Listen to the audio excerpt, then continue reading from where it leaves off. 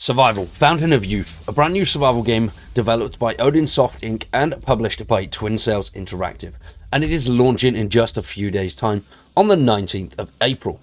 Launching into early access, Survival: Fountain of Youth is a challenging single-player open-world survival game set on Caribbean islands. The game sees you surviving as a shipwrecked 16th century explorer. We'll be crafting tools, shelter, and uncovering the secrets for an ancient civilization and our own fate. We're on a failed expedition in search of a mythical fountain. With a member of the Juan Ponce de Leon's expedition, I probably butchered that completely, in search of the Fountain of Youth. After suffering a shipwreck, our crew has disappeared and we're alone, stranded, and on an uninhabited archipelago. We'll travel between isles in search of signs for our company, but be prepared to face the dangers of the seas and the harsh environment of each island. If we can survive these hostile territories and look for our crewmates exploring the islands, we may find the Fountain of Youth. Now, so far, it looks really interesting, especially when it comes to some of the detailed survival aspects. So we can be poisoned, we need certain food intakes, there's loads and loads of stuff along those lines. So imagine sort of Green Hell, that hardcore survival element. This is what we're going to be seeing in Survival: Fountain of Youth, which is something that I really like, and not too many games seem to do it. Obviously, Green Hell did it really well, but from what I've seen of this, these guys seem to have done it like that as well.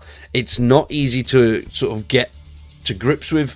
As soon as you start the game, you've got to actually figure things out for yourself and learn how to heal yourself. So I sense a fair few deaths, and a fair few restarts to make sure we're on good ground.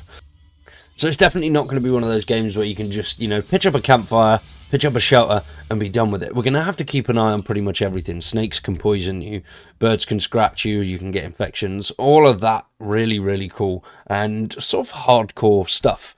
Very excited for that bit, because it just makes the game that little bit more, not so much hard, but it makes you think a little bit more about what you're doing. So, like, going to grab resources at night or stuff like that. Do I really need to do it? Do we need to do things?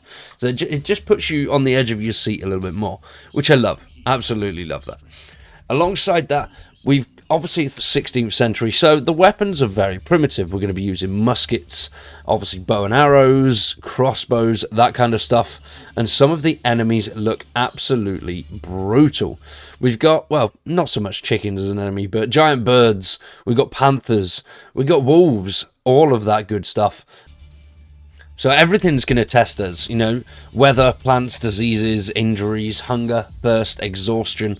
Everything is going to push us on this game, which I love. And alongside that, they've got a really cool building system. The building system looks nice. It's nothing too swanky, but we can make some really nice places.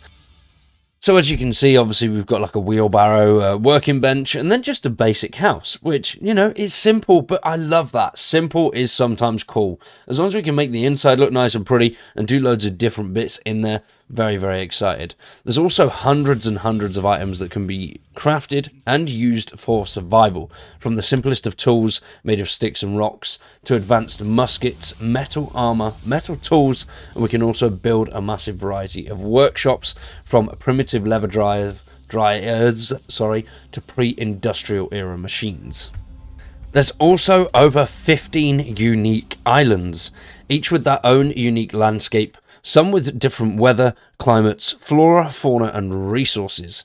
So from the desertic to crocodile-filled mangroves and bustling underwater biomes surrounding shipwrecks and reefs, the open world is no Caribbean paradise. We'll be exploring new lands and adapting to their conditions to solve mysteries along the way and try and find the treasures that they hide. But to travel to these different islands, we're going to need something pretty damn cool, and that is a ship. Yes, that is right, we can build fully fledged ships here. We'll start off with, obviously, a primitive raft, but there is a variety of vessels that we'll actually be able to craft in this game, and that is something that I am absolutely buzzing for. It looks so damn cool. So we can craft primitive rafts all the way up to a 16th century Spanish schooner, which is a big boat. in a nutshell. And we'll find our way through new routes to unknown lands. So very, very excited. I'm assuming the weather is going to be a big factor when it comes to building these bigger boats. Obviously, a smaller raft isn't going to make it to somewhere really far away, or it might. I'm not 100% sure yet. But either way, being able to build a massive boat, very excited.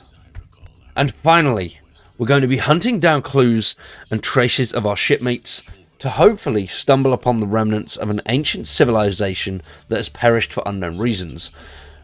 Will this be the source of the Fountain of Youth? We'll never know. But we have to search ruins and temples and decipher centuries-old puzzles to unveil the mysteries behind the legendary Fountain of Youth.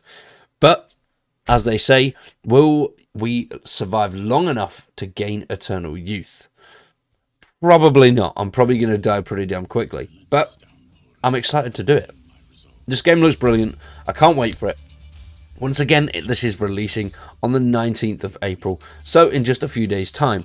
I don't know what the times are that they're releasing. I'm hoping I can get in and get some footage out on the day, hopefully do some streaming, but not 100% sure on that yet. Either way, keep an eye on the community tab and on my socials. All the links are in the description down below, alongside all the links to the game that you'd need. For now, we're going to wrap that one up there. Hopefully you guys have enjoyed. If you have, drop a like on the video, subscribe to the channel, and stick around for much more survival content. Over the next few days, we'll be going deep in Dead Island 2, but once we finish with that, we're going to be jumping fully fledged on all sorts of different survival games, and hopefully streaming a little bit more. I haven't been streaming much recently, but hopefully we can get back into it. I've been Wired, you guys have been awesome. Thanks for watching, and we'll see you in the next one.